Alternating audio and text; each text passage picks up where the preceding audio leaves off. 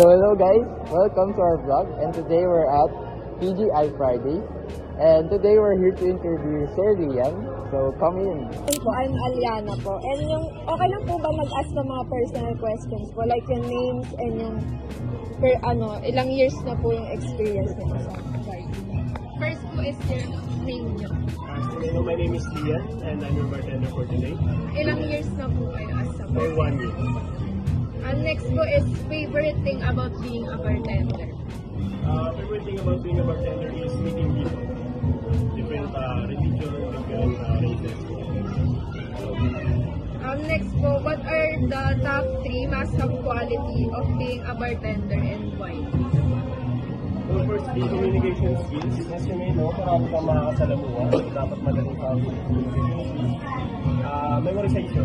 Kasi kailangan mo rin ma-memorize yung mga words. Hindi mga pinuto titingin ka sa Rolodex mo, nag-copy mo lang. And lastly is the way you do the drink. Dapat may love ka sa paggawa ng drinks kasi hindi pwede nagagawa ka lang and isi-serve mo. Minsan kasi pangit mo magagawa. So hindi mo alam mo yung ingredients, sinabi mo na basta-basta. At ang ginagawa mo siya, dapat mahal mo yung ginagawa. What is the most unforgettable moment as a bartender? Siguro nung competition ko. May competition kasi yung Fridays every year. Best corner bar in town.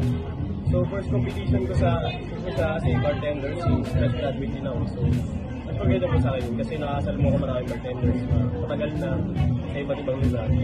Ayun yung unforgettable. And anong tips po for aspiring future bartender po? Ano pong tips po?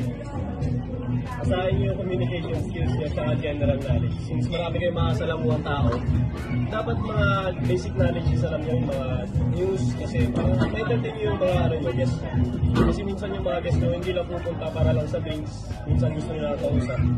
Kaya dapat wide yung variety ng knowledge na alam niyo. What is your favorite drink po? Favorite drink? For cocktail, old fashion. Simple lang siya, pero sobrang tagal niya ng drink. It is a cocktail, it's using hormone. And then, simple syrup, sugar. And then, ang gusto na beer. Yung flights po, yung isang melon ball and electric lemonade po. Ay, alam mo nila. And can we ask po yung recipe ng cocktail? Parehas daw sila ng alcohol is vodka. Sa melon ball, meron lang yung melon dito. Melon white. That's basically it. Para sa electric lemonade naman, same din, alcohol-based vodka.